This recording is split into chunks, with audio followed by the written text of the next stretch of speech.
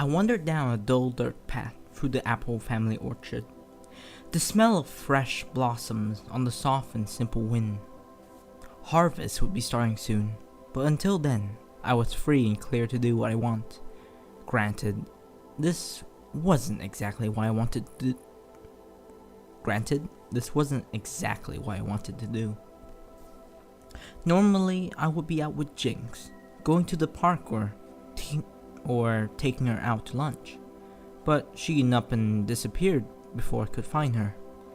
The usually peppy mare was gone, not in her home, not in the fields, not in town, just gone. I couldn't help but take it a little personally. I had done everything I could to make it apparent I was interested, but every time she would always just chuckle and wander off. I knew it wasn't me. She clung to me when we were out, but her clinginess gave away her insecurity. She clung to me for comfort, but also to stand behind me. She was trying to hide whenever we went out. She was hiding. But today, there wasn't going to be any more hiding. Today, I was gonna lay down my cards on the table and just come clean. Subtlety wasn't working, and it was either gonna happen or not. I was done pissing around in the middle ground. Or I would have, if she had shown up. But for now, I could only plan how I would do it and stroll through the orchards. It was warm, a bit rainy though. The ponies had a weird way of dealing with the weather, but I couldn't complain. Light showers on and off for the week suited me just fine. The rain would patter against my hat, dripping off as it got to be too much. It was all very quaint. "Hello?" a tender voice cried out, followed by a loud rustling. "Any pony?" I stopped dead, spinning on my heels and stepping past the bushes that lined the rather overgrown area in the orchard. "Jinx?" I queried, looking around and spotting her laying limp on the grass. "Jinx? The hell?" I asked with as soft a tone as I could. Jinx spotted me, smiling wild and lifting herself from the damp undergrowth. "Anon, hi!" I walked to the area under the tree, turning to the path and tracing her fall. Right, so what happened? Jinx just giggled and hugged my calf. "I tripped is all. I felt like running. It's my fault." I traced a broken path from the bushes to where her cart was sitting a few feet away. "So you were running. Then you tripped. Then you just laid there?" I scooped her up, letting her undeveloped legs sit cradled in my right arm. Her body curled up against my left shoulder, with my arm curled around her back. "All this from running?" Jinx just giggled. "Like I said, it's my fault." I found her cart, finding the wheel missing and abandoning it. It was just a cart. She had plenty back at home. "Girl, you shouldn't have to worry about hurting yourself because you want to run." Jinx adjusted her foreleg around my shoulder. "I know, it's my fault. I know I can't be running. It don't work with." I stopped dead on the path to home. "Jinx, you ain't got nowhere to be, right?" She let out a soft mumble and rested her chin on my arm. "We always do something fun. Ain't no reason we can't right now." I took a deep breath, gently moving my thumb over her weak legs. I don't exactly know how fun this is gonna be, but I got a bit of a surprise. Ain't gonna show yet for a while, but I ain't about to let this crap happen again. I ran my hand from her back and up to her head. "A girl wanna run, she's gonna run." I nodded heartily, my hat lurching forwards as I threw myself into my nod. Ain't hell gonna stop me from making that happen. Jinx just kicked her otherwise immobile leg in the soft breeze. "Jack, You're talking all weird. What you on about? I grumbled and adjusted my hat before walking on. Sorry, I ain't, lot on my mind is all. Sorry if I don't make sense. I realized I was talking ahead of myself, explaining things she had no idea about. I had been planning something nice for her ever since I met her. Something to help her get around. At least, as long as I had known her.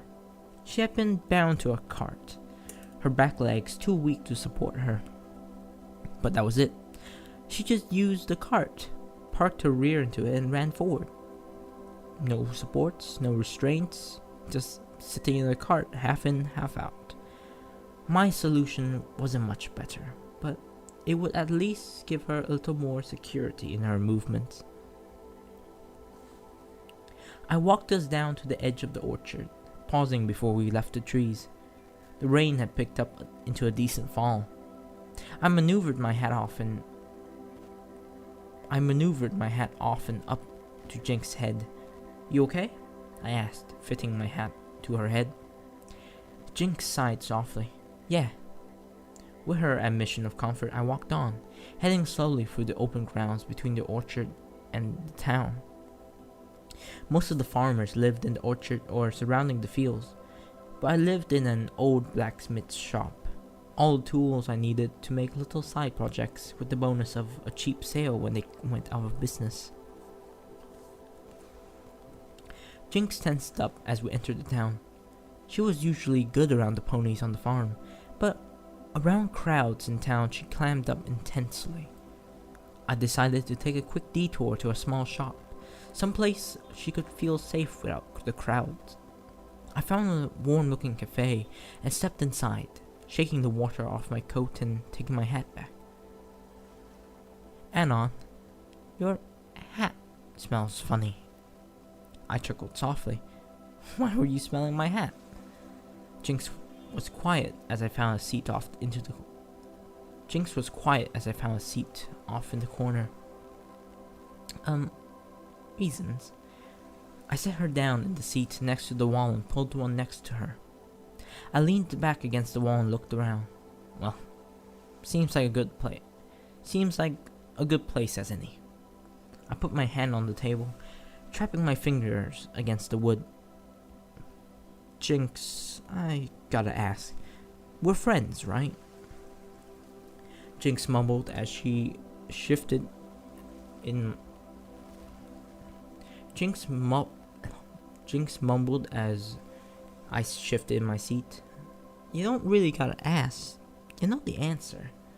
I nodded, interlacing my fingers and looking down. Then Jinx. I've been a bit obvious with all the, hanging about we do.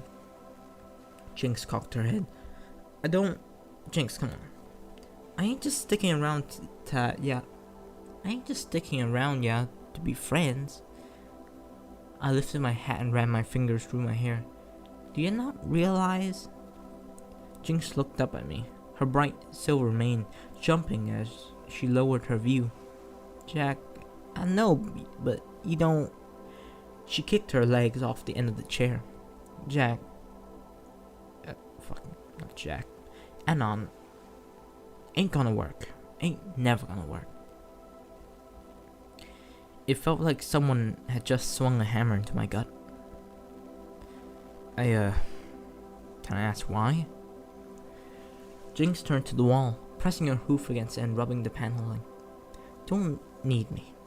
You need some pony that can walk. I'm fine as it is. Don't need to be taking up a good pony like you with my problems. I took a deep breath and rubbed my face. Jinx, I don't follow. Jinx looked up at me, her eyes slightly hurt but far more stubborn. You seen those little things ponies been making with you folk? The little pony-legged babies? Something? I rubbed my chin, thinking back to the last year.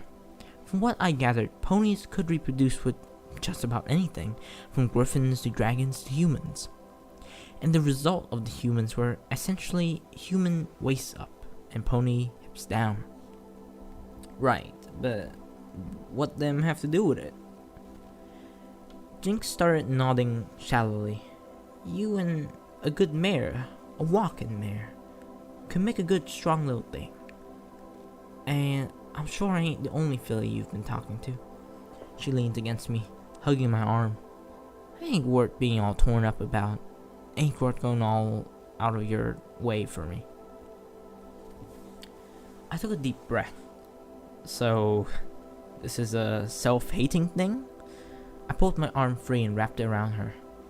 Well then, let me tell ya, I ain't about to leave ya. But just 'cause you tell me you ain't good enough. Not just because you tell me you ain't good enough. Jinx witted under my touch. Anon, I'm telling you, I ain't. I took a deep breath, brushing my pony's mane with my fingers. I gotta tell you a story. A story about why I stand by the people I care about, no matter what. No matter who they are, no matter what they think. I'm about to leave you. I'm not about to leave you just because you can't walk right. I took a deep breath, rubbing Jinx's foreleg. Back in Waco, I used to know this guy. He was a really nice guy, quiet type, but good. He was my friend for a damn long time. Talked in school, hung out on the ranch. I mean, hell, that boy and I were best damn friends. I moved my hand up to Jinx's head, pulling her head against my rib and resting my cheeks on her crown. He came out to me and I was raised Methodist, and even them folks only got so much tolerance. I started screaming at him, "You think I'm like you? Get the hell out, go on. I ain't never want to see you again," stuff like that. And I rubbed my eyes, a soft burning lingering around my inner eyes. He tried to come over that. He tried to come over after that, and sent them away. Found him dead in the fields a week later. Shot himself with a 22. I rubbed my eyes, holding the soft, silver-maned pony against my ribs. I thought, good. Damn queer did us all a favor. But then, about a day later, I started crying. I rubbed my eyes, covering my face. Just out of the blue. Just out of the blue. Just crying for no reason. And then I go outside. I think to myself, I miss him. I miss my friend. Jinx scooted closer, nuzzling against my side. But Jack, you ain't leaving. You'll be... I stuck myself inside for nearly a month, trying to get over it. I had to leave Waco. I mean, it's why I came here. I cleared my eyes, looking to the opposite wall of the cafe. That day I left, I said to myself, ain't never gonna leave someone I care about. I can't, and I won't. No matter what. No matter how bad they hurt me. No matter how bad I hurt them. I gotta try and be there for them. And more importantly, I gotta try and help them. I held Jinx against my side. And if you think you ain't good enough for someone to care about, I see that as a problem I can fix. Jinx tried to push free. You ain't getting it. It ain't just me. I know you care and all, believe me. I know, but you go trotting about with a mare like me, people are gonna think you're damaged too. Ponies don't hate me, but they ain't about to go sitting down with a pony like I cut her off, picking her up and onto my lap and bringing her face to face with me. I cut her off once again, lifting her up and giving her a peck on the nose. She grew beet red and started mumbling, "Anon, someone's gonna see ya." I gave her another peck. I don't care. I pick her up. Why would I care if I kiss a pretty girl in public? Jinx let me cradle her, looking at her belly as I walked out of the shop. Jack, I'm not kidding if you keep this up. Ain't no pony gonna... I cut her off, pecking her on the lips. I gotcha. I don't really need any pony else. So... I was cut off by a pair of hooves wrapping around my head, pulling Jinx's face up to my own and following by a quick kiss on the cheek. Guess that's a yes. Jinx leaned back, pouting angrily. She looked adorable. Just the right mix of anger and pensiveness that reminded me why I fell in love with the plucky cart-bound mare in the first place. If you're messing with me, I'm gonna cry. And it's gonna be your fault. I laughed warmly and started off towards home. I can't let that happen now, can I? I ran my thumb through her mane. Come on. Still got that surprise for you. I hurried through town, carefully carrying the whispering mare through town. I stepped onto my street, finding everything as it should be. And in one swift movement, I flung the door to the workshop open. Behind a small cardboard box sat a labor of kind. Something I had to give to a friend in need, despite the outcome of the day. This was hers, without a doubt. I took a deep breath and kicked the box aside. Jinx, hope this here helps. I lifted her out of my arms and onto the ground, making sure to cradle her back legs as she looked over the strange aluminium cart. It was simply 2 wheels and a harness, with places for her legs to sit comfortably out of the way. Jinx remained silent, looking at the cart over and leaving me squatted down with her backside supported by my hands. Anon. I got carts. I appreciate it being all shiny, and I swung her backside into place, letting her legs fit into the leather straps and hooking the support to her flank. Give it a trot. Hell, run even. You'll see why I made it. Jinx stretched her legs out. Even the weaker back legs could move and stretch to lengthen the leather stocking that held her in place. Anon, I can't She stopped herself as she ran over my foot. She backed up, doing it again and again. Jack. Not Jack. Anon, I didn't bounce around. I didn't bounce around, she snapped, lighting up like a tree on Christmas morning.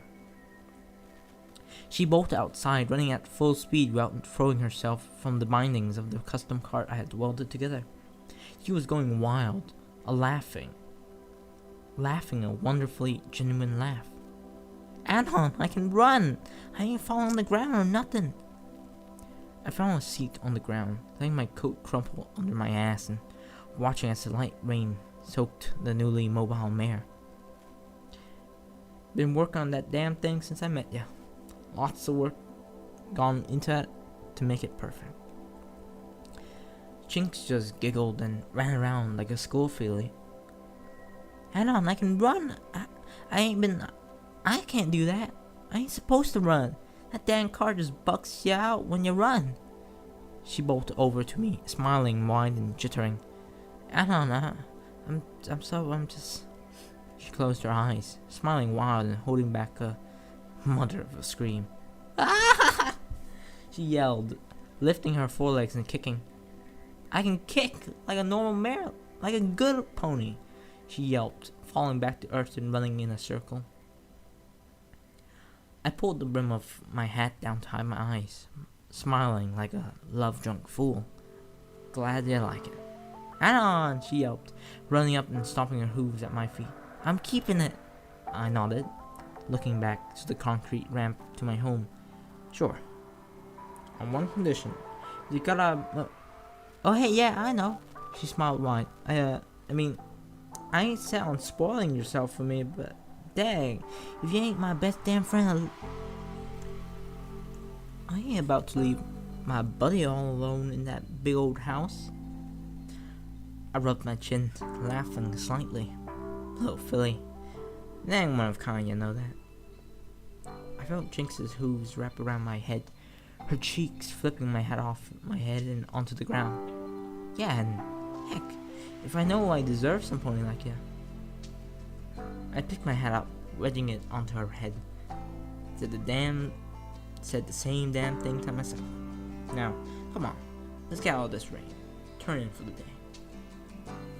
Jinx leaned back and forth in her cart, the wheels squeaking slightly as she shifted her weight. Yep, gonna go get all coffee and stuff. I held the door as my hopeful mare trotted inside. Sure, little filly, but we gotta work on your damn confidence. I looked down at the steel tips of my boots. And you let me know if anybody said something funny. They'll end up with a spike up their ass. Jinx mumbled, turning around, hugging my leg. Anon, is it okay if you said you would, She stopped herself, hugging my leg tight. I don't know if you're good at making choices, but I know you said... But I know ya, and you're stubborn, so I'll promise I'll be good to ya. I cut her short, closing the door with a soft click and leaning down to her. Girl, you're fine how you are, and now don't you change a bit. Can't go falling in love again. Bad for the heart. I felt Jinx's head nestle against my guts. Anon, thank you for everything. Just please, don't let me wake up. I don't want this to be a damn dream. I rubbed her back, ending by holding the back of her head, one of her braids pressed in between my fingers. Girl, this ain't no dream. Just a man doing what he can, hoping it's enough. I guess it's time to... Anon, shut up and hold me. Don't go ruining this with a whole lot of talk. I chuckled softly, holding the little mare tight, enjoying the soft warmth of her body and the silky smooth texture of her coat. I had no idea how far this would go. I had no guarantee she could adjust, but I had to try. For Taylor, for myself, and most importantly, for her.